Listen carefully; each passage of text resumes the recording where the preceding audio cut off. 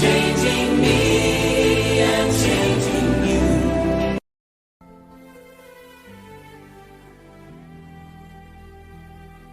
కొలస్సీలకు రాసిన పత్రిక 3వ అధ్యాయము 1వ వచనాన్ని చదవగలిగినట్లయితే, మీరు క్రీస్తుతో కూడా లేపబడిన వారైతే పైనున్న వాటినే వెదకుడి, అక్కడ క్రీస్తు దేవుని కుడి పార్శ్వమున కూర్చుండి ఉన్నాడు. పైనున్న వాటి మీదనే గాని భూ సంబంధమైన వాటి మీద మనస్సు పెట్టుకొనకుడి. ఏలయనగా మీరు మృతి పొందితిరి, మీ జీవము క్రీస్తుతో కూడా దేవుని యందు దాచబడి ఉన్నది. హల్లెలూయా, హల్లెలూయా. మీరు క్రీస్తుతో కూడా లేపబడిన వారైతే మీరు పైనున్న వాటినే వెదకాలి, పైనున్న వాటి యందే మీ మనస్సును ఉంచాలి. అందరూ శ్రద్ధగా వినాలి ప్రియులారా. పైనే ఉంది అనంటే పైన కుమారుడైన క్రీస్తు దేవుని కుడిపార్శ్వమున ఆయన ఉన్నాడు. హల్లెలూయా. పైన పరలోక రాజ్యం ఉన్నది, పైన వాడబారని ఆ యొక్క నిత్యత్వం మనకి ఉన్నది అని అపోస్తలుడైన పౌలు కొలస్సీ సంఘానికి చెప్పొచ్చు. మీరు పైనున్న వాటినే వెదకండి, పైనున్న వాటి మీదే మీ మనస్సు నిలుపుకోండి. హల్లెలూయా. భూ సంబంధమైన వాటి మీద మనసు పెట్టుకొనకుడి. ఎందుకంటే భూ సంబంధమైన వాటి మీద ఇంకా మీరు మనసు పెట్టుకోవడానికి అవకాశం లేదు. ఎందుకంటే మీ జీవము క్రీస్తుతో కూడా దాచబడి ఉన్నది. హల్లెలూయా, హల్లెలూయా.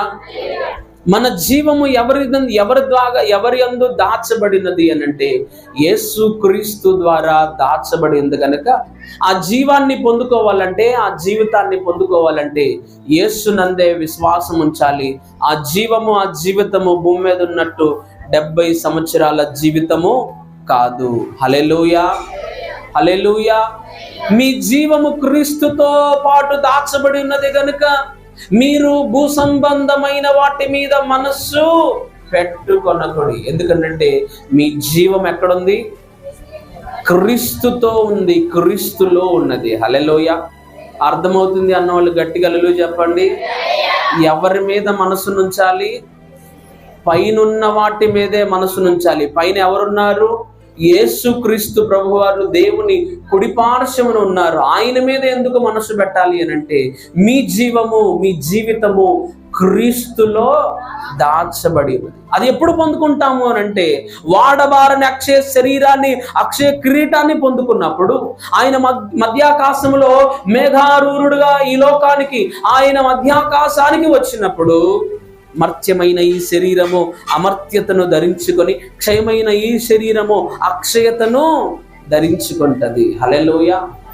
మర్త్యము అనగా మృతమైనది, మర్త్యము అనగా మృతము అనగా మర్త్యమైన ఈ శరీరము అమర్త్యతను ధరించుకుంటది. అనగా చనిపోయే ఈ శరీరం ఎలాగుంటుందో తెలుసా ప్రియులారా?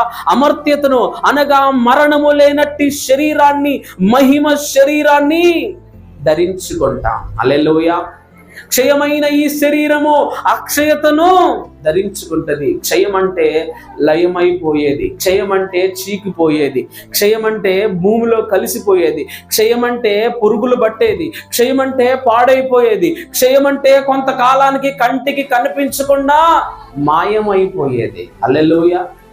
అక్షయము అనగా నా ప్లస్ క్షయ అనగా క్షయము కానిది, అంటే మాయము కానిది, పాడైపోనిది. మరి ఏ శరీరము, మరి కుళ్ళు పట్టనిది ఏ శరీరము అంటే అక్షయమైన శరీరము. హల్లెలూయా, హల్లెలూయా.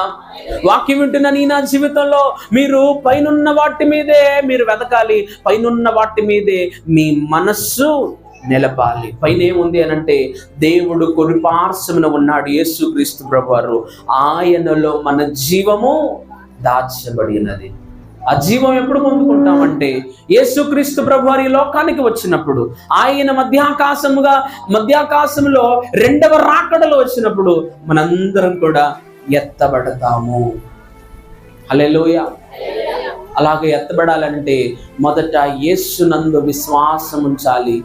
దేవుడు లోకమును ఎంతో ప్రేమించెను కాగా ఆయన తన అద్వితీయ కుమారునిగా పుట్టిన వాని యందు విశ్వాసముంచు ప్రతివాడును, ఎక్కడ కొంచెం ఆగాలి, విశ్వాసముంచు ఎవరి యందు? దేవుని యందు. యేసే దేవుడని, ఆయన దేవుని కుమారుడని, ఆయన సిలువలో మరణించాడని విశ్వాసముంచు ప్రతివాడును నశింపక మరి ఏం పొందుతారట? నిత్య జీవము పొందినట్లు దేవుడు ఆయనను మన కొరకు అనుగ్రహించెను. ఎవరైతే దేవుని యందు విశ్వాసం ఉంచుతారో వారి జీవితాల్లో నిత్య జీవము ఒకటి ఉన్నది. ఈ భూమి మీద ఈ జీవితం అంతా కూడా కొంతకాలమే. ఈ భూమి మీద ఈ జీవితం మహా అయితే అధిక బలం ఉంటే 80 లేదా మామూలు అయితే 70, అది కూడా లేకపోతే ఎప్పుడు మన దీపము ఆరిపోతుందో మనకే తెలియదు. కానీ యేసు పునరుద్ధానం వల్ల, క్రీస్తు పునరుద్ధానం వల్ల మనకు ఒక నిరీక్షణ ఏంటి అని అంటే, మనం కూడా ఒకనొక దినాన్న దేవుడు లేచినట్టుగా మనం కూడా తిరిగి లేస్తాము. హల్లెలూయా, హల్లెలూయా. ఆ తిరిగి లేచిన జీవితము అది శాశ్వతమైనది, అది నిత్యం ఉండేది, అది అమర్త్యతను ధరించుకున్నది, అది అక్షయమైనది, అది వాడబారని మహిమ జీవితమై ఉన్నది ప్రియులారా. హల్లెలూయా. ఆ జీవితం పొందుకోవాలంటే భూ సంబంధమైన వాటి మీద మన మనస్సు నిలపకూడదు. భూ సంబంధమైన వాటి మీద మన మనస్సు నిలపకూడదని అపోస్తలుడైన పౌలు ఫిలిప్పీలకు కూడా రాస్తూ ఈ మాటలు చెప్పుచూ ఉన్నాడు. చదువుదామా? ఫిలిప్పీలకు రాసిన పత్రిక 3వ అధ్యాయము 19వ వచనాన్ని చదవండి. నాశనమే వారి అంతము, వారి కడుపే వారి దేవుడు, వారు తాము సిగ్గుపడవలసిన సంగతుల యందు అతిశయపడుచున్నారు. భూ సంబంధమైన వాటి అందే మనస్సు నుంచుచున్నారు. మన పౌరస్థితి పరలోకమందున్నది. హల్లెలూయా. వారి కడుపే వారికి. ఎందుకని? భూ సంబంధమైన వాటి మీదే వారి యొక్క ఆలోచన. భూ సంబంధమైన వాటి మీద ఏమున్నది అని అంటే, ఏమి తిందుమా, ఏమి త్రాగుదమా, ఏమి ధరించుకొందమా. హల్లెలూయా, హల్లెలూయా. ధనవంతుడు అనుకున్నాడు, ఓ నా ప్రాణమా, విస్తార సంవత్సరములకు సరిపడిన ధనము నీ దగ్గర ఉంది కాబట్టి తాగుము, తినుము, సుఖించుము. హల్లెలూయా. దేవుడు అంటున్నాడు, ఓ వెర్రివాడా, ఈ రాత్రి నీ ప్రాణాన్ని అడుగుచున్నారు. దేవుడు అడగలేదు. ఎవరు అడుగుతున్నారంటే, ఉన్న డబ్బును బట్టి కొంతమంది ప్రాణాన్ని అడుగుతున్నారు. హల్లెలూయా, హల్లెలూయా. నువ్వు కూడబెట్టిన నీ ఎవరి వశం అవుతాయి అనంటే దొంగల పాలైపోతుంది. హల్లెలూయా. కాబట్టి భూ సంబంధమైన వాటి మీద మనస్సు పెట్టుకోకూడదు. అంటే సంపాదించకూడదా అంటే సంపాదించవచ్చు, కానీ రేపు ఇక్కడ ఉన్న దానికంటే ఇంకా ఏమి సంపాదిద్దామా, ఇంకా ఎంత సంపాదిద్దామా, ఇంకా ఇంకా ఈ భూమి మీద ఏదో సంపాదిద్దాం, ఏదో సాధిద్దాం అని అనుకుంటే ఈ భూమి మీద నుంచి చిల్లి గవ్వ కూడా తీసుకెళ్ళాం. హల్లెలూయా, హల్లెలూయా. ఒక వ్యక్తికి 10 ఉంగరాలు, చేతికి 10 ఉంగరాలు ఉండి పోయాడు అనుకోండి. పెట్టేటప్పుడు ఎరా చాలా డబ్బు ఉంది, ఎన్ని సంపాదించాడు రా, 10 ఉంగరాలు పెట్టేసి సమాధ్య చేద్దాం అంటే ఎవరైనా ఒప్పుకుంటారా? నువ్వు చచ్చిపోయిన తర్వాత నీ చేతికి 10 కాదు కదా, 10 బంగారం కాదు కదా, చిన్న వెండి ముక్క కూడా శరీరం మీద వంచరు. హల్లెలూయా. అంటే నీ చేతికి ఉన్నది ఏది నీతో రాదు. నీ చేతి మీద ఉన్నది, నీ ఒంటి మీద ఉన్నది, అది బంగారం అవ్వచ్చు, వెండి అవ్వచ్చు, ధనం అవ్వచ్చు, ఏది నీ దగ్గరకు రాదు. భూ సంబంధమైన వాటి మీద మనస్సు పెట్టుకోవద్దని లేఖనము సెలవిస్తుంది. అసలు భూ సంబంధమైనవి ఏమున్నాయని ఆలోచన చేయగలిగినట్లయితే కొలసీలకు రాసిన పత్రిక 3వ అధ్యాయము 5వ వచనాన్ని చదవండి.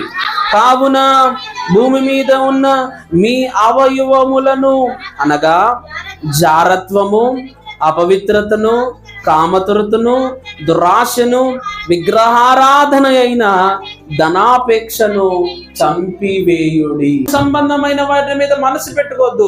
ఏముంది భూ సంబంధమైన వాటిలో, లేదా భూమి మీద ఏమున్నాయి అనంటే కొన్ని అవయవాలు ఉన్నాయట. హల్లెలూయా. అవయవాలు ఉన్న వాళ్ళందరూ గట్టిగా హల్లెలూయా చెప్పండి. అవయవాలంటే చేతులు, కాళ్ళు, ముక్కు, నోరు, నాలుక, పళ్ళు ఇవన్నీ కూడా అవయవాలే. అలాగనే ఆధ్యాత్మిక కోణంలో మనకు కూడా భూమి మీద కొన్ని అవయవాలు ఉన్నాయట. అందులో ఒకటి ఏంటి అని అంటే జారత్వము. హల్లెలూయా. ఈరోజు చాలా మంది యంగ్స్టర్స్ జారత్వాన్ని జరిగిస్తున్నారు. ఏంటంటే జారత్వం ఆలోచన చేయగలిగినట్లయితే చాలా జాగ్రత్తగా వినండి ప్రియులారా. జారత్వానికి నిర్వచనం ఏమిటి అని అంటే ఇంగ్లీష్లో అయితే ఫోర్నికేషన్ అన్నారు.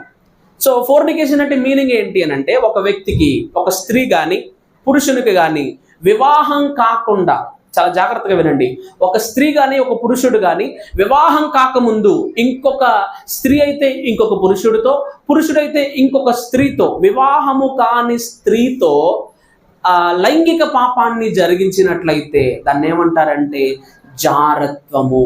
హల్లెలూయా. ఒకవేళ పెళ్ళైన వాళ్ళు చేశారనుకోండి ఆ పని, దాన్ని ఏమంటారంటే వ్యభిచారం అంటారు. ఏమంటారండి? సో పెళ్ళైన వాళ్ళు లైంగిక పాపం చేస్తే, అంటే పెళ్ళైన వాళ్ళు అంటే ఒకవేళ నీవు వేరొక భార్యకు భర్తవైతే నీవు నీ భార్య ద్వారా మాత్రమే నీవు లైంగికంగా నీవు సుఖాన్ని ఆశించాలి. కానీ వేరే స్త్రీని మోహించిన, వేరే స్త్రీని ఆశించిన అది ఎలా ఉంటుంది అంటే దేవుని వాక్యం దృష్టికి అది వ్యభిచారం. హల్లెలూయా. అయితే ఇక్కడ భూమి మీద మీ అవయవాలు ఉన్నాయి. అందులో మొట్టమొదటిది ఏంటి అని అంటే జారత్వం. ఈరోజు చాలా మంది వివాహానికి ముందే జారత్వాన్ని జరిగిస్తూ ఉన్నారు. కేవలం శారీరక సంబంధమైన పాపాల కొరకు ప్రేమ అనే మాయలో, ప్రేమ అనే ట్యాగ్ లైన్ ధరించుకొని వాళ్ళకున్న శారీరక సంబంధమైన పనులన్నీ కూడా ఈ రోజున ఎన్నో అపవిత్రమైన పనులు చేస్తూ ఉన్నారు చాలా మంది యవ్వన బిడ్డలు. హల్లెలూయా.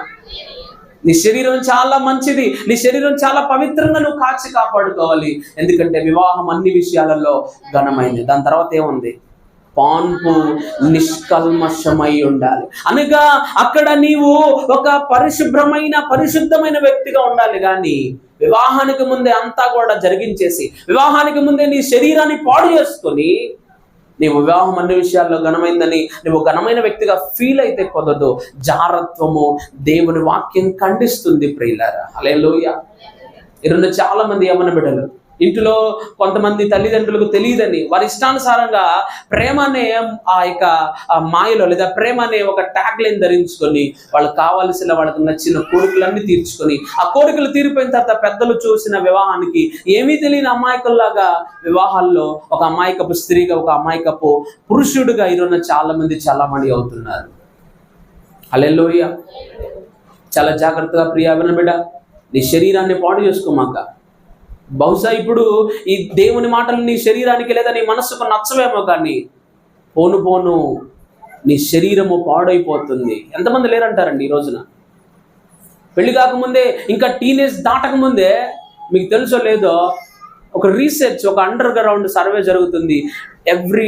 ప్రతి 10 మంది టీనేజ్ కలిగిన పురుషుల్లో, స్త్రీల్లో వాళ్ళకి తెలీదు, వాళ్ళల్లో 70% టీనేజ్ పీపుల్స్కి ఏముందో తెలుసా?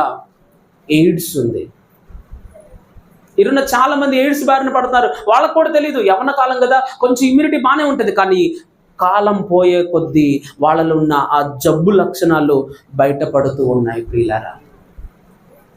వాక్యం వింటున్న నీ నా జీవితంలో జారత్వాన్ని జరిగిస్తూ విచ్చలవిడిగా పాప జీవితాన్ని ఇష్టపడి ఎవరు చూడడం లేదు, ఎవరికి తెలియదు లేదని ఏమీ తెలియని విధంగా నీవు నేను నడుచుకున్నట్లయితే, ప్రాముఖ్యంగా యవ్వన బిడ్డలు, వివాహము కాని వారు, వివాహము కావలసిన వారు మీ శరీరాన్ని చాలా పవిత్రంగా ఆలోచన చేయాలి ప్రియులారా. హల్లెలూయా. హల్లెలూయా. బైబిల్ దాన్ని తీవ్రంగా ఖండిస్తుంది. జారత్వం అనగా వివాహము కాని వారు చేసే పాపము జారత్వము. రెండవ పాపాన్ని కనుక ఆలోచన చేయగలిగినట్లయితే రెండవ అవయవం ఏమిటి అని అంటే అపవిత్రత. ఈ రోజున అపవిత్రమైన చూపులు, వయసుతో సంబంధం లేదండి. ముసలితనం వచ్చినా కానీ వారి యొక్క మనస్సు, వారి ఆలోచనలు, వారిలో అపవిత్రతను పెంచే విధంగా వారి అపవిత్రమైన చూపులు, వారి అపవిత్రమైన ఆలోచనలు ఉంటున్నాయి ప్రియులారా. హల్లెలూయా.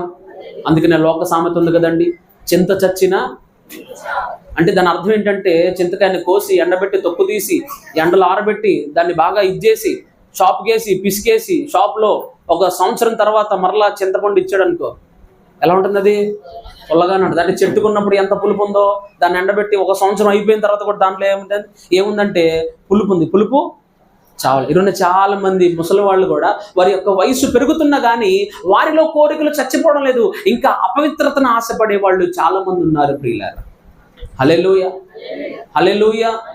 చాలా మంది యవన బిడ్డలు అప్పుడప్పుడు న్యూస్ వింటుంటేనే వినడానికే చాలా అసహ్యంగా ఉండే ఒక న్యూస్ని మనం వింటూ ఉంటాం ప్రియులారా. 80 ఏళ్ల వృద్ధురాల మీద అఘాయిత్యం వినడానికే చాలా చండాలంగా ఉంది కదండి. ఎందుకు అనంటే ఈ రోజున మనిషి అపవిత్రతనే ఎక్కువ కోరుకుంటున్నాడు. అపవిత్రమైన వాటిని చూడాలని, అపవిత్రమైన పనులు చేయాలని ఈ రోజున మనిషి స్వతహాగా తన దినచర్యను ప్రారంభిస్తున్నాడు. హల్లెలూయా. ఈ రోజున టీవీలో వచ్చాయి, ఈ రోజున సినిమాల్లో వచ్చేవి, ఈ రోజున రోడ్డు మీద వెళ్తున్నప్పుడు ఆ వాల్ పోస్టర్ల ద్వారా మనం ఏం నేర్చుకోవచ్చు అంటే అపవిత్రతను ఎలాగంటే రోడ్డు మీద వెళ్తున్నప్పుడే మన కళ్ళ ముందు కనబడుతూ ఉంటే ప్రియులారా. హల్లెలూయా. శరీరాన్ని చూపించుకోవడం అది ఫ్యాషన్ కాదు. శరీరాన్ని చూపించుకోవడం అది ఆధునికత లేదా నవీనకరణం, లేకపోతే ఇది ప్రజెంట్ ట్రెండ్ అనుకోవడం అమాయకత్వం ప్రియులారా. హల్లెలూయా. ఈరోజు చాలా మంది యవన బిడ్డలు వాళ్ళ యొక్క బట్టల్లో చున్నీలు ఉన్నా కానీ చున్నీలు వేసుకోవడం లేదండి. చున్నీలు లేకుండా ఉండడానికి చాలా మంది ఇష్టపడుతున్నారు. మీకు తెలుసో లేదో కానీ ఈరోజు చాలా మంది యవన బిడ్డలు ఎలాగున్నారంటే అపవిత్రతను ప్రేరేపించే విధంగా, నేను ఎవరిని కించపరిచే విధంగా మాట్లాడడం లేదు ప్రియులారా. ఈరోజు చాలా విషయాల్లో చాలా మంది వారిని మనం గమనించినట్లయితే వారి వస్త్రధారణ ఎలాగుందంటే అపవిత్రతను పెంచే విధంగా, అపవిత్రతను చూపించే విధంగా ఉంటుంది ప్రియులారా. హల్లెలూయా. మగపిల్లలు కూడా అతీతులేం కాదు. చిరిగిపోయిన ప్యాంట్లు వేసుకొని ఎవరికి నీ శరీరాన్ని చూపిస్తున్నావు? చిరిగిపోయిన వేసుకుంటే ట్రెండా? ఒకప్పుడు ఒక నూలు పోగు బయట, ఒక దారం ముక్క బయటకు వస్తే ఇది డ్యామేజ్ అండి, ఇది మాకొద్దు అని చెప్పేవాళ్ళు ఈ రోజున టాన్ జీన్స్ అని, అంటే ఎంత చినిగిపోతే అంత కాస్ట్లీ అన్నట్టు. దానికి ఎందుకు కొనుక్కొని అక్కడిక్కడ వెళ్ళడం? ఎవరైనా పేదవాళ్ళకి వాళ్ళు అప్పుడప్పుడు ఇస్తారు కదా, అవి తీసుకొచ్చి దాన్ని చించేసుకుని వేసుకుంటే చాలు. దేవుడి నామానికి స్తోత్రం కలుగును గాక. హల్లెలూయా. మన వస్త్రధారణ ఎలా ఉండాలంటే అపవిత్రతకు 1% కూడా తావు లేని వస్త్రధారణ ఉండాలి ప్రియులారా. హల్లెలూయా. నీ మనసులో అపవిత్రతను కోరుకుంటున్నావా? అపవిత్రమైన వాటిని చూడాలని. ఈరోజు ఎంతమంది పోర్నోగ్రఫీకి బానిస కాలేదండి. ఈ రోజున సెల్ ఫోన్లో ఎంతమంది పోర్నోగ్రఫీకి, పోర్నో సైట్స్కి అడిక్ట్ అయిపోయి ప్రతిదినము పోర్న్ చూస్తూ ఉన్నారు. అనగా నగ్న చిత్రాలు ఈ రోజున చాలా మంది చూస్తూ తమ శరీరాలను, తమ మనస్సును పాడు చేసుకుంటారు. ఏ ఒక్క స్త్రీని చూసినా ఆ యొక్క పోర్నోగ్రఫిక్ థాట్స్ వల్ల ఈరోజు చాలా మంది కౌన్సిలింగ్ చుట్టూ, సైకాలజిస్టుల చుట్టూ తిరుగుతున్నారు ప్రియులారా. అపవిత్రత మన శరీరంలో ఉన్న ఒక అవయవము. హల్లెలూయా. న్యూ టెస్టిమెంట్ ప్రకారము వ్యభిచారానికి ఒక డెఫినేషన్ ఏంటి అని అంటే, మీలో ఎవడైనా ఒక స్త్రీని మోహపు చూపు చూసినడలా ఆ క్షణమందే తన హృదయంలో ఆమెతో పాపము చేసిన వాడు అవుతాడు. ఆమెను వ్యభిచరిత, ఆమెతో వ్యభిచార పాపము. నువ్వు వ్యభిచార పాపం చేయాలంటే వ్యభిచార గృహాలకు వెళ్ళవసరం లేదు. నీ చూపు మోహపు చూపు ఉందా? ఒక స్త్రీని కానీ ఒక పురుషుని కానీ మోహపు చూపు చూస్తే అప్పుడే ఆ క్షణం ముందే మన శరీరాన్ని లేదా మన జీవితంలో దేవుని వాక్యం ద్వారా మనం ఎలాగున్నామంటే వ్యభిచారులంగా ఉన్నాం ప్రియులారా. 3వదిగా ఆలోచన చేయగలిగినట్లయితే కామాతురత. ఈరోజు ఎన్నో సందర్భాల్లో, అంటే ఎన్ని టైమ్స్లో లేఖనం చెప్తుంది చాలా మందికేనంట, ఇక్కడ ప్రకటన గ్రంథాన్ని మనం ధ్యానం చేస్తున్నప్పుడు కొన్ని గిన్నెలు బయటికి, అంటే భూమి మీదకి కొన్ని గిన్నెలు వదులుతాయట. హల్లెలూయా. అంటే దేవుని దూత బోర్లు మోగినప్పుడు కొన్ని గిన్నెలు పడతాయి. 7 గిన్నెలు ప్రకటన గ్రంథంలో మనం గమనిస్తూ ఉన్నాం ప్రియులారా. హల్లెలూయా. ఈ రోజుల్లో చాలా మందికి ఎలాంటి మద్యం ఉంది అని అంటే బైబిల్ చెప్తుంది వ్యభిచార మద్యము. హల్లెలూయా. ఆ మాటను చదువుదాం ప్రియులారా. ప్రకటన గ్రంథము 2వ అధ్యాయం అనుకుంటాను. ప్రకటన గ్రంథం 2వ అధ్యాయము 21వ వచనాన్ని చదవండి. మారు మనస్సు పొందుటకు నేను దానికి సమయం ఇచ్చి తిని గాని తన జారత్వమును విడిచిపెట్టి మారు మనస్సు పొందనలదు. ఇదిగో నేను దానిని మంచము పట్టించి దానితో కూడా వ్యభిచరించువారు దాని క్రియల విషయమై మారు మనస్సు పొందితేనే గాని వానిని బహుశ్రమల పాలు చేతును దాని పిల్లలను నిశ్చయముగా చంపెదను. అందువలన అంతరింద్రియములను హృదయములను పరీక్షించువాడనై నేనే అని సంఘములన్నయూ హల్లెలూయా ఈ రోజున చాలా మంది ఎలాగున్నారంటే వ్యభిచార మద్యంతో నింపబడ్డారు. ఏ మద్యం అండి? ఇప్పుడు సాధారణంగా ఒక మద్యపానాన్ని తాగిన వాళ్ళు ఎలా ఉంటారు? మనలాగా తెలివిలో ఉంటారా? కొంచెం మత్తుగా ఉంటారు కదా. ఏం మాట్లాడుతున్నారో తెలియదు, రాత్రి ఏం జరిగిందో అని తెలియని వాళ్ళు చాలా మంది ఉంటారు. ఎందుకని? వ్యభిచారం వల్ల వారి యొక్క మెదడంతా కూడా మత్తుగా, లేకపోతే కొంచెం స్టాగ్నెట్గా ఉంటుంది. ప్రియులారా, వ్యభిచార మద్యంతో నింపబడిన వారి జీవితాల్లో కూడా నేను చాలా గొప్ప అని సిగ్గుపడాల్సిన విషయంలో అతిశయపడతారటండి. హల్లెలూయా. అర్థమవుతుందన్న వాళ్ళు గట్టిగా హల్లెలూయా చెప్పండి. సిగ్గుపడాల్సిన పనుల్లో వాళ్ళు ఏం చెందుతారట? అతిశయపడతారు. నేనెంత గొప్పనో తెలుసా? ఏ విషయంలోనైనా సిగ్గుపడాలి. అలా చెప్పుకోవడానికి, అలా ఆలోచించడానికి సిగ్గుపడాలి. ఎందుకనంటే నేను వ్యభిచారాన్ని చేస్తున్నాను, నేను జారత్వాన్ని జరిగిస్తున్నాను. హల్లెలూయా. వాక్యం ఉంటుందండి, నా జీవితంలో జారత్వం, అపవిత్రత, కామదురత, తర్వాత విగ్రహారాధనైన ధనాపేక్ష. ధనాపేక్ష ఏంటండి? ధనాపేక్ష అంటే ఎక్కువ ధనాన్ని సంపాదించడం. ఈ రోజున 20 రూపాయలు 200 మన దగ్గర ఉన్నాయి. గంటలో ఏం చేయాలంటే 200ని 2000 చేయాలి. అప్పుడప్పుడు టీవీలో అడ్వర్టైజ్మెంట్ వచ్చింది, 200ని 2000 చేయడం ఎలా అంటే మరి రమ్మీ ఆడండి కదా. ఈ రోజున ఎంతమంది యంగ్స్టర్స్ వాళ్ళ దగ్గర ఉన్న డబ్బును రమ్మీలో పెట్టి కోల్పోయిన వాళ్ళు చాలా మంది లేరంటారా? ఈ రోజున చాలా మంది, రమ్మీ అనే కాదండి, ఈ రోజున ఐపీఎల్ జరుగుతుంది. ఐపీఎల్లో బెట్టింగ్ ఎంతమందికి ఆడడం లేదు? ఎందుకు ఈ బెట్టింగ్? డబ్బులు సంపాదించాలి, సరదా. డబ్బులు సంపాదించాలంటే ఒళ్ళు వంచి సంపాదించు.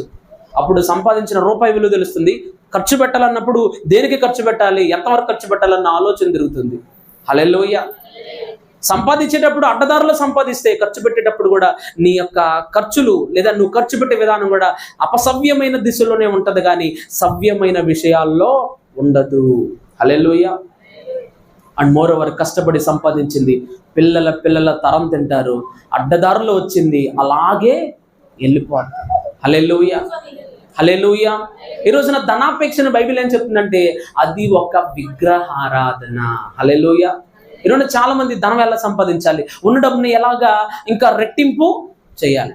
హల్లెలూయా. ఒకనొక సందర్భంలో వాక్యం చెప్తున్నాను. వాక్యం ఏంటంటే ఉపమానం. దేవుడు ఒక అతనికి ఎన్ని తలాంతులు ఇచ్చాడు?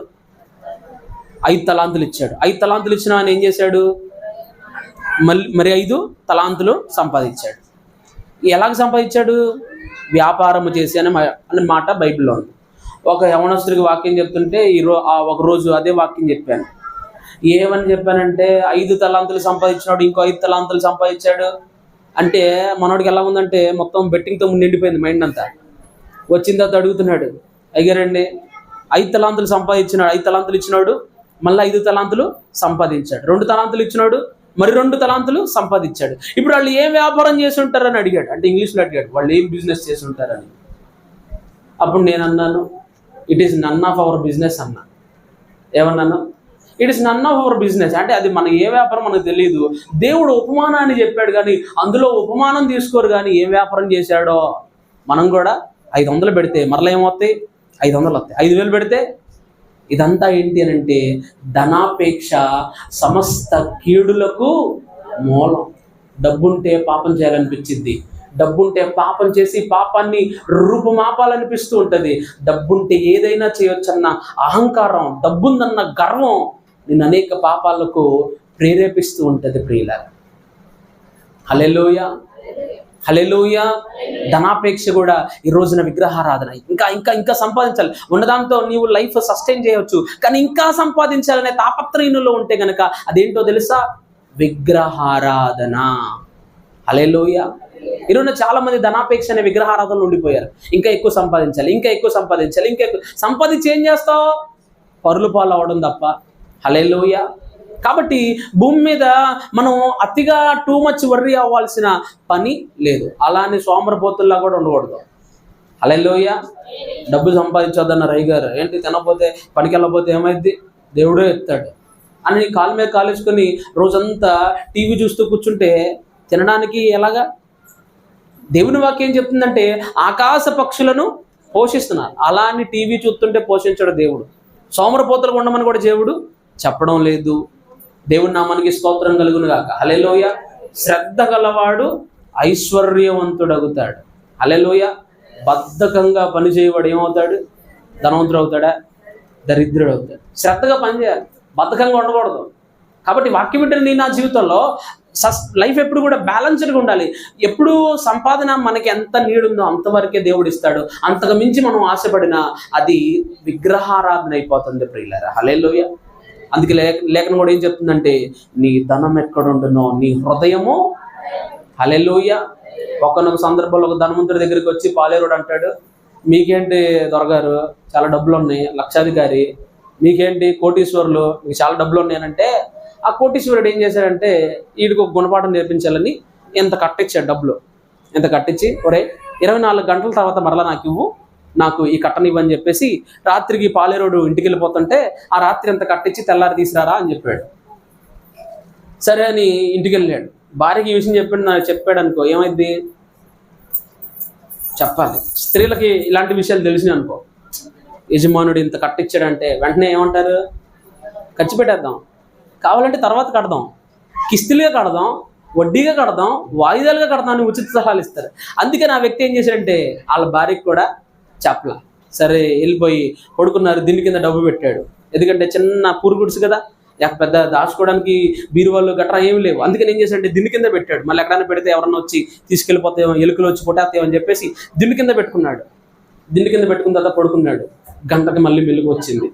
ఎందుకని, దిండు కింద ఉన్నాయా లేదా అని, దిండు కింద కట్ట ఉందా లేదా అని. మళ్ళీ పడుకున్నాడు, ఉంది, ఓకే వెరీ గుడ్. మళ్ళీ పడుకున్నాడు. మళ్ళీ గంటకు మెలుగు వచ్చింది.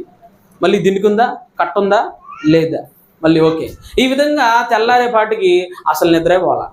ఎంతసేపు ఫోకస్ ఎక్కడుంది, దిండు కింద డబ్బులు ఉన్నాయో పోయినాయో. పోతే ఇంక మన జీవితం, ఇక పిల్లల జీవితం, వాళ్ళ జీవితం కూడా కమతం కడితే కానీ ఆ డబ్బులు యజమానికి నేను ఇవ్వలేనని చెప్పి ఆ రాత్రంతా మొత్తానికి అతను నిద్రపోలేదు. సరే తెల్లారే ఆ యొక్క డబ్బులు కట్ట తీసుకెళ్తుంటే, ఎరా రాత్రి బాగా నిద్ర పట్టిందా అన్నాడు ఎటకారంగా. ఎవరు, యజమానుడు. ఎవరైతే కట్ట డబ్బులు ఇచ్చాడో ఆ యజమాని, ఎరా రాత్రి బాగా శుభ్రంగా పడుకున్నామంటే ఊరుకుండా అయ్యారు, జోకులేస్తారు. రాత్రి మీరు ఇచ్చిన ఈ కట్టను కాపాడలేక నా పరిస్థితి అంతా ఇంత కాదు. గంటకి లేచి చూస్తున్నా, నా దిండి కింద పెట్టుకున్నా, ఎవరికి చెప్పలేదు. ఎవరికి చెప్తే మళ్ళీ ఏదన్నా పరిస్థితి అటు ఇటు తారుమారు అయిపోద్దామని దిండి కింద పెట్టుకున్నా, గంటకి కట్ట చూస్తున్నా, ఉందా లేదా అని. రాత్రి అసలు నిద్రే పట్టలేదు. యారా ఒక కట్టగా నీకు నిద్ర పట్టలేదంటే, అలాంటివి మన దగ్గర చాలా ఉన్నాయి, మరి నాకు నిద్ర పట్టిద్దా అని అన్నాడట. హల్లెలూయా, హల్లెలూయా. అందుకని లేఖనం చెప్తుంది, నీ ధనం ఎక్కడుండునో నీ హృదయము అక్కడే. ధనాపేక్ష సమస్త కీడులకు మూలం కనుక వాక్యం వింటున్న నీ నా జీవితాల్లో భూమి మీద ఉన్న ఈ అవయవములను మానేసి చంపేసి పైనున్న వాటి కొరకై మనం ఏం చేయాలంటే వెదకాలి. వాటి వాక్యం వింటున్న నీ నా జీవితంలో ఈ భూమి మీద చాలా చాలా స్వల్పమే మన జీవితం. శాశ్వతమైన జీవితం ఒకటి ఉంది, మరణము లేని జీవితం ఒకటి ఉంది. నిత్య జీవం కొరకైన సిద్ధపాటు నీలో నాలో ఉండాలి. అందుకని అపోస్తలుడైన పౌలు అంటాడు, నేను ఇదివరకే జయించుతున్నాను కానీ, ఇదివరకే ఓడించుతున్నాను కానీ నేను తలంచుకోవడం లేదు కానీ, వెనుకున్నవే మరచి ముందున్న వాటి కొరకే నేను వేగిరతో. ముందేముందట, బహుమానము. ఆ పరుగుకు లేదా ఆ యొక్క ఆధ్యాత్మిక జీవితానికి ముందొక బహుమానం ఉంది. ఆ బహుమానం ఏంటి అని అంటే నిత్య రాజ్యము, నిత్య జీవము. మీ జీవము క్రీస్తుతో కూడా దాచబడింది కనుక మీరు భూ సంబంధమైన వాటి మీద మనసు పెట్టుకోవద్దు. ఏమి తిందుమా, ఏమి త్రాగుదామా, ఏం ధరించుదామా, ఎలాగుందామా, ఏం పెట్టుబడి పెడదామా, ఏం వ్యాపారం చేద్దామా, ఇవాళ ఉన్నదాన్ని రేపు పొద్దున ఎలకల్లా ఎలా డబల్ చేద్దామా, రమ్మీ ఆడదామా, 10x లేకపోతే ఇంకా రకరకాల అడ్వర్టైజ్మెంట్లు ఉంటాయి. అంటే బీటెక్స్ 10x అప్పుడప్పుడు ఈ మధ్య హోర్డింగ్లు కూడా కట్టేస్తున్నారు. దేనికోసం, బెట్టింగ్ల కోసం హోర్డింగ్లు కూడా కట్టేస్తున్నారు. దేవుని నామానికి స్తోత్రం కలుగును గాక. హల్లెలూయా.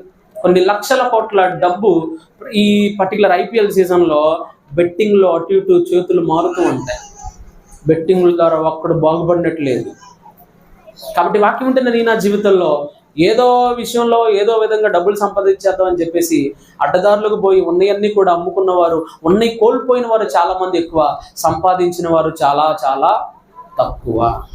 కాబట్టి వాక్యం ఉంటున్న నీ నా జీవితంలో ఇటువంటివన్నీ మానేసి పరలోకం కొరకు మనం సిద్ధపడి దేవుడు మనకిచ్చిన ఉద్యోగాన్ని, దేవుడు మనకిచ్చిన కుటుంబాన్ని నమ్మకంగా, ప్రభా నా కుటుంబంలో అవసరం ఉన్నది నాయన, నీవు నాకు అనుగ్రహించిన దేవుని సన్నిధిలో జెన్యూన్గా మనం అడిగితే ₹1,00,000 అవసరమైన దేవుడు సమకూరుస్తాడు.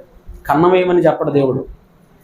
ఖచ్చితంగా ఎవరి ద్వారా అప్పో లేకపోతే ఏదో ఒక విధంగా దేవుడు నీకు సమకూరుస్తాడు. కానీ వేరొక మార్గాల్లో, తప్పుడు మార్గాల్లో దేవుడు మనకు ధనాన్ని ఇవ్వడు. దేవుడు ఇటు మాటలు మన ఇంటిలో దీవించను గాక. ఆమేన్.